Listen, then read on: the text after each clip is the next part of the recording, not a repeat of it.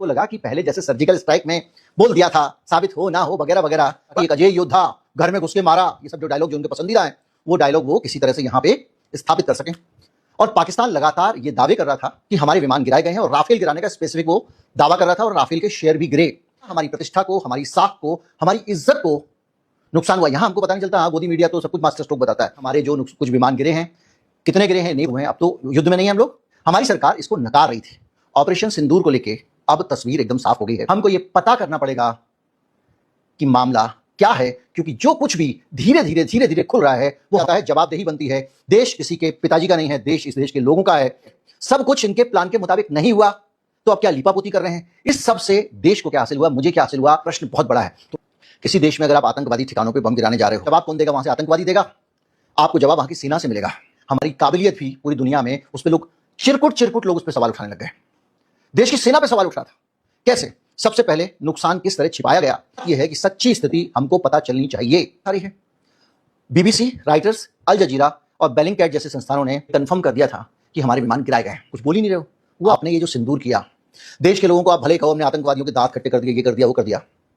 आपने एक संदेश पूरी दुनिया को दिया कि जैसे इजराइल गाजा में जाके बम गिरा देता है, वैसे हम पाकिस्तान पे गिराएंगे। तो आपको ये बताना पड़ेगा ना कि पाकिस्तान का हाथ था तो कैसे था, क्यों? तो ये जब चीजें आती हैं और आपके पास कोई सबूत नहीं होता, तो पाकिस्तानी कहते हैं कि इन्होंने क्या किया, अपने आप हमला करा लिया। फॉल्स फ्लैगिंग बोलते हैं ना वो। तो हमको क्यों सुनना पड़ रहा है? क्योंकि हमने जो इन्वेस्टिगेशन, जो हमारी जानकारियां हैं, जो सबूत हैं, उसको दुनिया के सामने नहीं रखा। इसका नतीजा ये हुआ कि अंतर्राष्ट्रीय मंचों पर कोई आपको सुनने को तैयार नहीं है। शर्म आती है। अरे भाई, अगर आप जीत रहे थे, आपने उसके अंदर जिसको कहते हैं कि फूस भर रखा था, अगर आप जीत रहे थे, आपने उसके ठिकाने उड़ा दिए थे, ये कर दिया था, हिला दिया था, तो भाई फिर आपको पीछे हटना नहीं चाहिए था ना, आपको बोलना चाहिए था। और कनाडा में जो निज्जर की हत्या हुई है, उसके पीछे भी भारत की एजेंसियां थी। क्या कल के दिन कनाडा भारत के ऊपर मिसाइल छोड़ दे इस अधिकार के साथ में? क्या अमेरिका कल के दिन इस आधार पे हमारे ऊपर?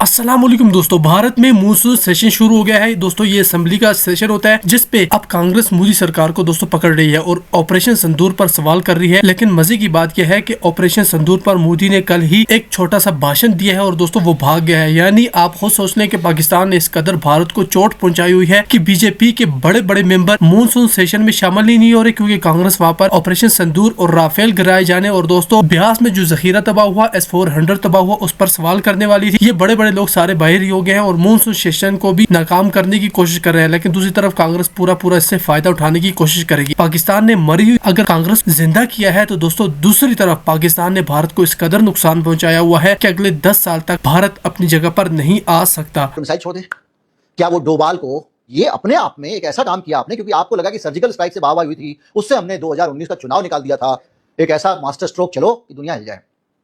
और वो मास्टर स्ट्रोक चलते चलते आपने देश का नुकसान कर लिया, देश के विमान गिरवा लिए। सिंदूर को लेके अब तस्वीर एकदम साफ हो गई है। जो पिक्चर सामने आ रही है वो साफ साफ कहती है कि इस ऑपरेशन का मकसद आतंकवादियों को ठिकाने लगाने से ज्यादा कुछ और दिखाई दे रहा है। तस्वीर कहती है कि इसमें कुछ ना कुछ फिशी है, इसमें कुछ ना कुछ दुर्गंध आ रही है, और इसमें कुछ ना कुछ ऐसा है जिस पर अब ज्यादा गहरे झांकने की आवश्यकता है। हमको ये पता करना पड़ेगा कि मामला क्या है, क्योंकि जो कुछ भी धीरे धीरे खुल रहा है वो हमारे सामने एक व्यापक तस्वीर रखता है। और वो तस्वीर ये है कि ऑपरेशन सिंदूर करने के पीछे हमारे देश के पॉलिटिशियंस का मकसद आतंकवाद का मुकाबला करने से ज्यादा कुछ और रहा होगा।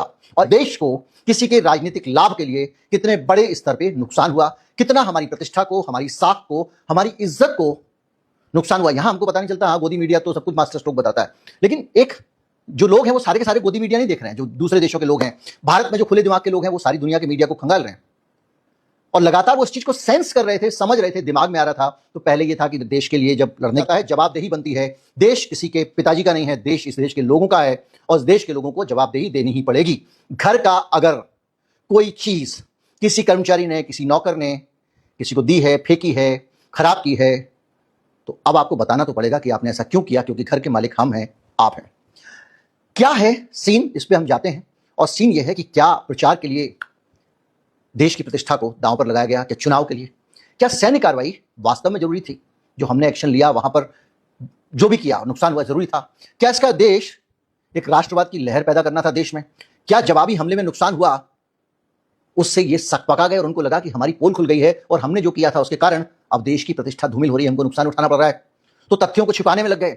सब कुछ इनके प्लान के मुताबिक नहीं हुआ तो अब क्या लीपापोती कर रहे हैं। इस सब से देश को क्या हासिल हुआ, मुझे क्या हासिल हुआ और आतंकवाद को क्या नुकसान हुआ, ये प्रश्न बहुत बड़ा है। तो इस मोदी जी कहते हैं कि हमने सेना को खुली छूट दे दी कार्रवाई करने की, लेकिन अब जो तस्वीरें सामने आ रही हैं ये बताती हैं कि भारतीय सेना को लड़ने के लिए हाथ बांधकर छोड़ा गया था। इसी देश में अगर आप आतंकवादी ठिकानों पर बम गिराने जा रहे हो, एक संप्रभु देश उसकी सीमा के अंदर जा रहे हो ना, जब जाओगे तो जवाब कौन देगा? वहां से आतंकवादी देगा? आपको जवाब वहां की सेना से मिलेगा। जब वहां की सेना से आपके ऊपर हमला हो तो उसको भी मिटा देना है।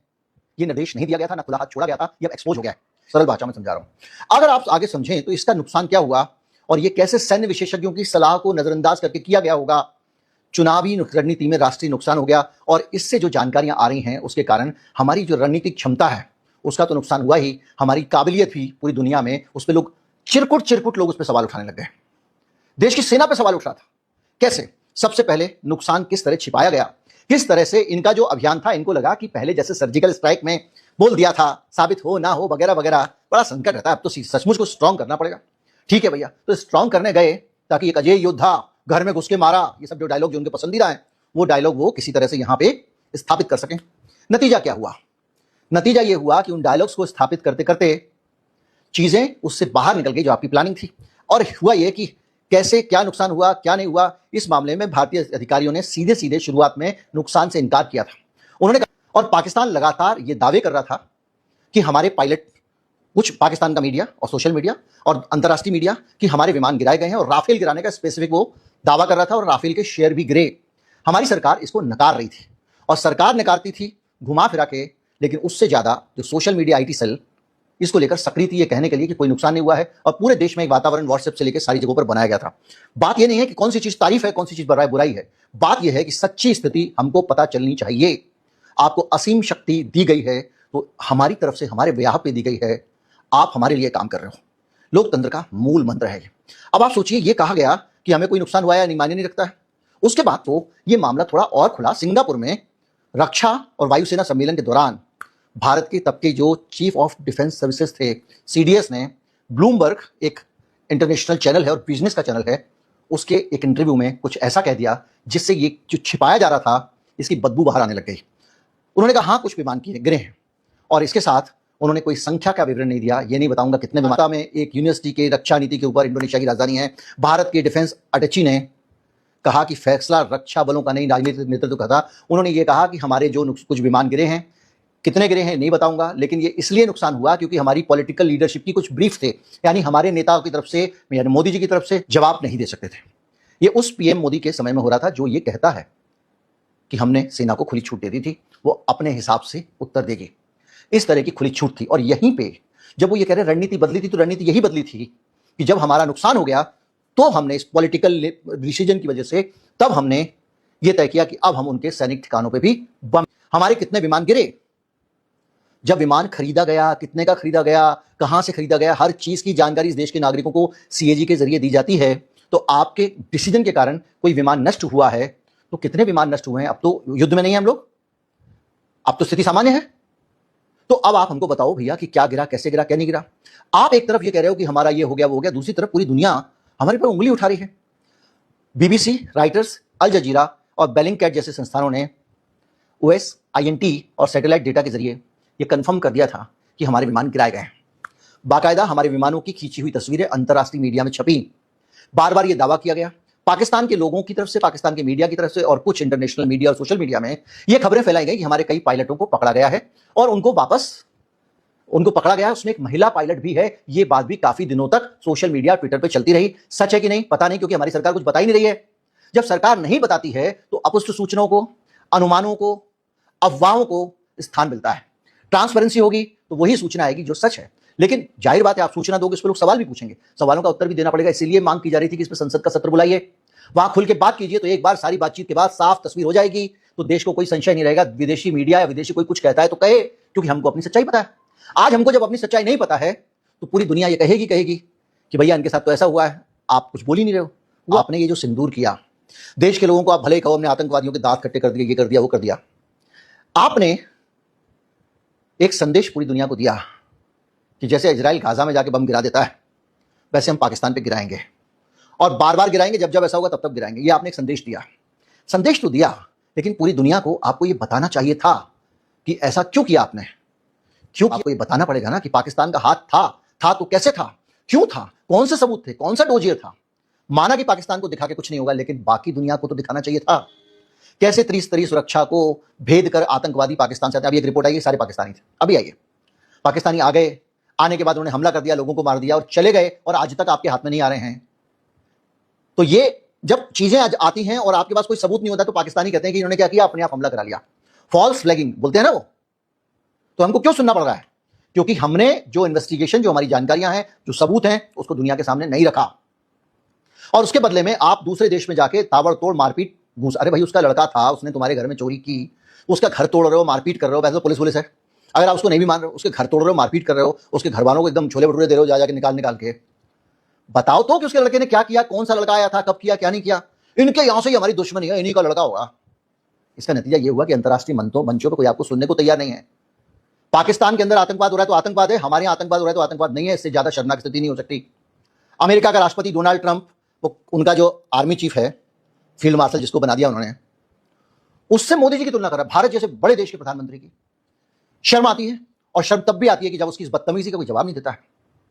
अरे भाई, अगर आप जीत रहे थे, आपने उसके अंदर जिसको कहते हैं कि फूस भर रखा था, अगर आप जीत रहे थे, आपने उसके ठिकाने उड़ा दिए थे, ये कर दिया था, हिला दिया था, तो भाई फिर आपको पीछे हटना नहीं चाहिए था ना, आपको बोलना चाहिए था ठीक है, अब इन शर्तों पे आ जाओ। बात माना कि आपका हमारा मकसद तो आतंकवादी ठिकानों पे बम गिराने का था। तो उसका नुकसान हमको ये हुआ कि हम अंतर्राष्ट्रीय मंचों पर जब जा रहे हैं तो हमारे को कोई कुछ समझ ही नहीं रहा है। अभी एक SCO हुआ, संघाई सहयोग संगठन, जारी होता है, संयुक्त घोषणा हुई। उस संयुक्त घोषणा में भारत के अंदर पहलगांव में लोगों की हत्या वाला जिक्र नहीं रखा गया।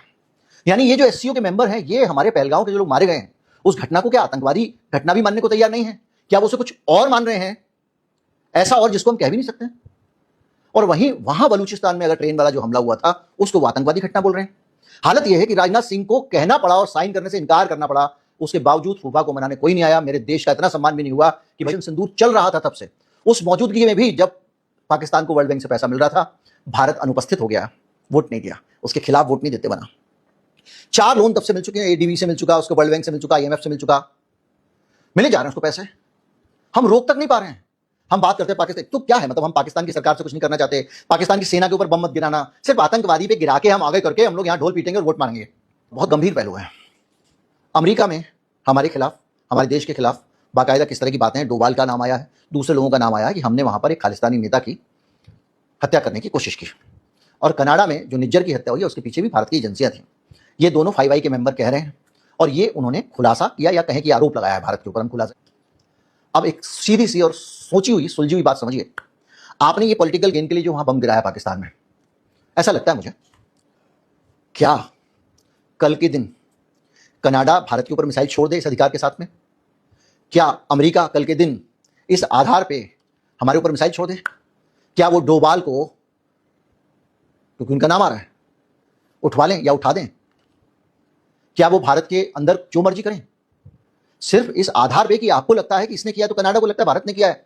और भारत का मामला तो बहुत आगे तक बढ़ चुका है। तो ये अपने आप में एक ऐसा काम किया आपने, क्योंकि आपको लगा कि सर्जिकल स्ट्राइक से वाहवाही हुई थी, उससे हमने 2019 का चुनाव निकाल दिया था, सब कुछ किया था, और पहलगाम को लोग भूल गए थे। तो ये वाला जो आतंकवादी हमला हुआ है, इस हमले की जांच करने, आतंकवादियों को गिरफ्तार करने, उसके बाद पाकिस्तान के पास जाने से अच्छा है एक ऐसा मास्टर स्ट्रोक चलो कि दुनिया हिल जाए।